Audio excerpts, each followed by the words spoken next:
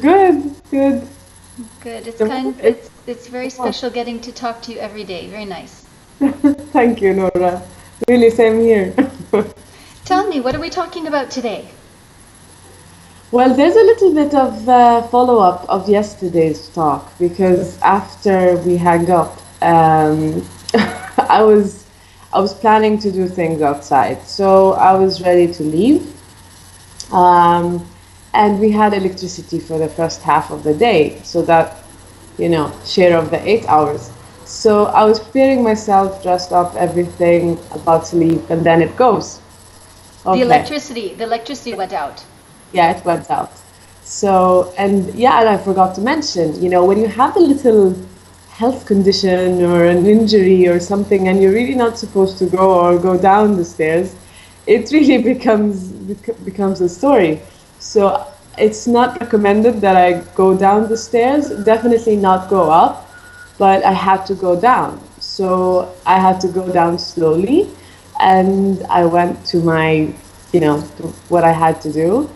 And then my husband calls and he said, actually, the generator is now broke and there's something that they had to do with it. So they had to take a piece to fix it and it's not going to work today at least. So even if you come home and they won't be able to turn it on for you. So We have, that's 9 floors. You live on the ninth floor.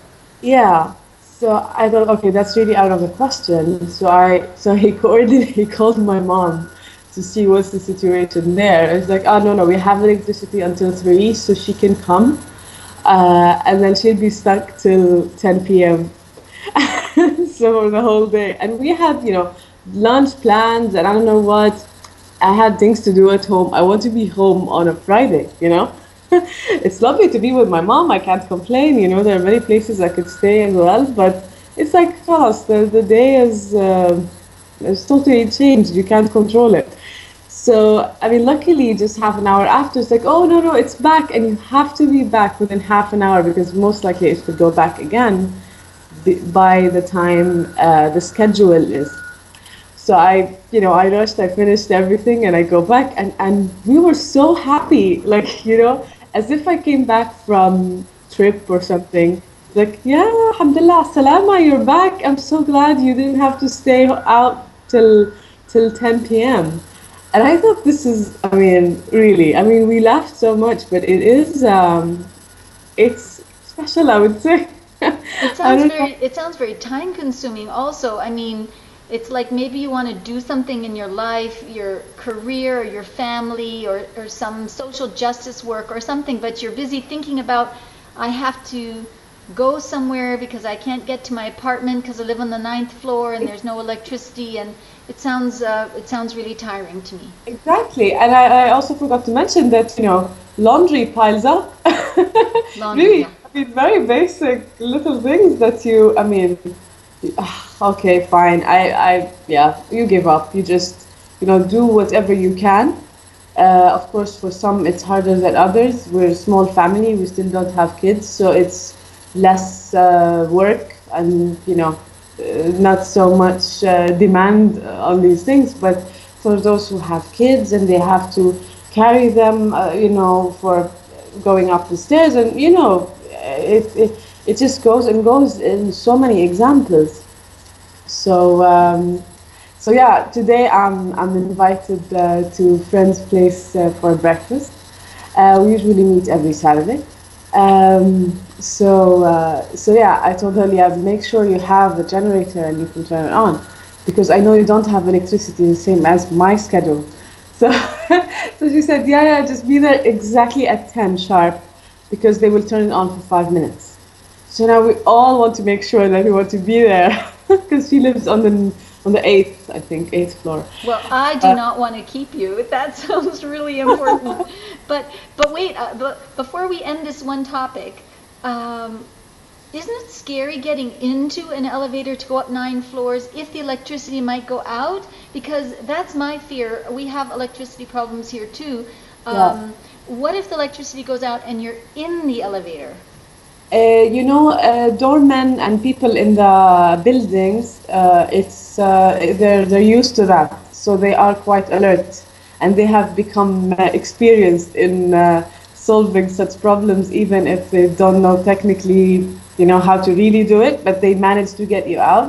Now, in most cases, you'd have a little bit of fuel that will turn on the generator immediately, and then you will have no gap. I mean, just a minute maybe, or a few seconds. So it depends on what building you're in. And like in our situation now, it's running out. I know that today is the last day we will have fuel. The the people, the neighbors are unable to collect enough money to buy fuel. So maybe we'll have to deal with a few days gap of no electricity at all. But yeah, the cut. I mean, it depends if if you're claustrophobic or. Thankfully, we're not. So when it turns on off, we just sit and chat. So it really depends. Well, I'm glad you have it right now so that I am able to I have this Skype conversation with you. And I just want to thank you for, again, trying to make this, it's almost unimaginable, but to make it really clear, what is it like to live without constant electricity? And it's not during a storm, like we lost electricity during a storm, 5 days. It's a way of life. We're talking about years. We're talking about children growing up this way, old people living and then dying in this kind of chaotic, I don't know, situation of having no control. Thank you so much for sharing that, and I really look forward to more conversations with you. Just understand what it's like living in Gaza. Thank you, Nora. Just to quickly mention that now I don't have electricity. I'm actually on something that is called an inverter. It's like a UPS where we charge, a big battery, like a truck battery, and we have a few hours of electricity that you can put the router on. So nothing in the house is on except the router. So, that's the best, we found out that, that's enough to stay online. Well, thanks for using some of your precious fuel to talk to us. And I will really look forward to talking to you again really soon. Thank you, Nora. Thank you. Take care. You too. Bye. Bye-bye.